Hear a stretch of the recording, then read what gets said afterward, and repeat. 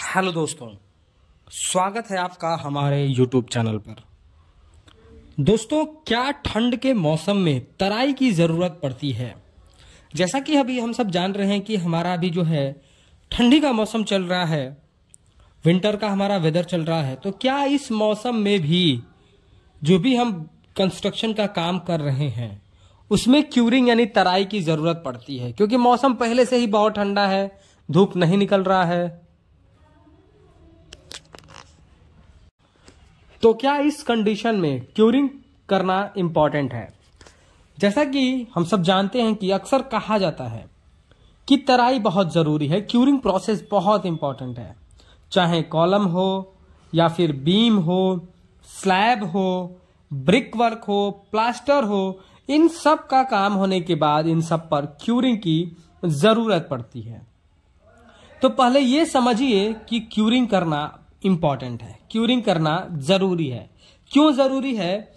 हमारे सीमेंट को strength gain करने के लिए उसमें हीट ऑफ हाइड्रेशन का प्रोसेस होता है।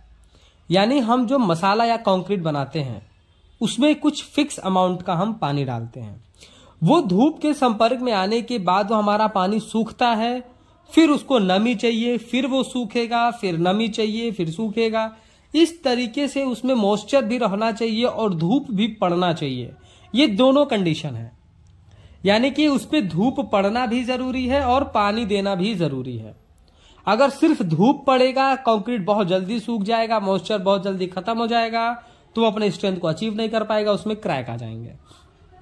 लेकिन वो सूखता रहेगा, फिर गीला होता रहेगा, इस तरीके का प्रोसेस होता रहेगा, तो वो 28 दिन के अंदर, अगर आपने पीपीसी सीमेंट यूज करा है, पोर्टलैंड पोजुलोना सीमेंट यूज करा है, तो 28 दिन के अंदर वो अपना 99% स्ट्रेंथ गेन कर लेता है। अब देखिए, हमारे कंक्रीट को या फिर सीमेंट को सेट होने के लिए 25 डिग्री से 37 डिग्री सेल्सियस तक का टेम्परेचर एक इक्विवेलेंट है, मतलब वो ठीक है। 25 डिग्री या 37 डिग्री के बीच में है, तो अब दिन में 2 बार क्यूरिंग करेंगे तो आसानी से हीट ऑफ हाइड्रेशन होता है और फिर पानी डालने की जरूरत पड़ती है। पर अभी इस बात से तो कंफर्म हुआ कि क्यूरिंग इंपॉर्टेंट है, पर किस वेदर में? क्या इस ठंड के वेदर में भी क्यूरिंग इंपॉर्टेंट है? देखिए, वेदर कोई भी हो, ठंडी हो, गर्मी हो, मौसम जो बारिश वाला मौसम हो, आपको उसमें क्यूरिंग करना ही करना है। गर्मी में क्यों क्यूरिंग करना है? क्योंकि बहुत तेज धूप होती है, पानी बहुत जल्दी सूख जाता है। बरसात में पहले तो बरसात डेली नहीं होती, और होती भी है तो वो पूरे सतह को नहीं भिगा पाती है। और सर्दी में भी करना है, क्योंकि जो सर्दी में क्या है कि मॉइस्चर रहता है, हमारा जो धूप है वो नहीं निकलता है, पर प्रॉपर पानी नहीं मिल पाता है। आप बात को समझिए। तो हाइड्रेशन प्रोसेस क्या होगा? धूप की कमी आती है तो हाइड्रेशन प्रोसेस स्लो हो जाएगा। तो इस कंडीशन में क्या करना है? देखिए, अगर सीजन में, ठंड की बात कर रहा हूं, सर्दी में हाइड्रेशन प्रोसेस स्लो रहता है। क्यों? क्योंकि धूप कम निकलती है। तो क्यूरिंग को भी कम करना है, ऐसा नहीं कि नहीं करना है। ठंडी में जहां हम 3 बार कर रहे थे क्यूरिंग, वहीं हमको सर्दी में अब क्या करना है? 1 बार क्यूरिंग करना है। अगर फॉगी सीजन रह रहा है, बहुत फॉग सा रह रहा है, धूप नहीं निकल रहा है, तो आप नोटिस करेंगे आज जो आप क्यूरिंग करके जा रहे हैं वो 12 घंटे, 14 घंटे, 18 घंटे के बाद में उसमें हल्की फुल्की नमी रह रही है।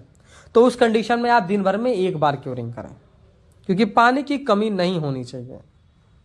और किसी दिन धूप निकलता है तो आप 2 बार क्यूरिंग करिए। कुछ इस तरीके से आपको क्यूरिंग करना है। क्यूरिंग करना क्यों इंपॉर्टेंट है? स्ट्रेंथ अचीव करने के लिए। लेकिन ठंड के मौसम में चूंकि heat of hydration process slow होता है, धूप कम निकलती है, तो क्यूरिंग भी कम देना होता है, पर क्यूरिंग करना इंपॉर्टेंट है।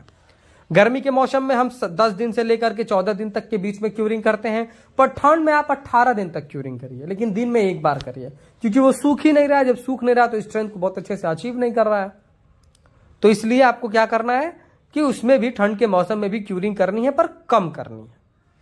वीडियो पसंद आया हो तो प्लीज वीडियो को लाइक कर दें, और अगर चैनल पर नए हैं, कंस्ट्रक्शन से रिलेटेड ऐसे ही इंफॉर्मेटिव वीडियोस इन फ्यूचर देखना चाहते हैं, तो प्लीज चैनल को सब्सक्राइब करके बेल नोटिफिकेशन को ऑल पर प्रेस कर दें। Thank you.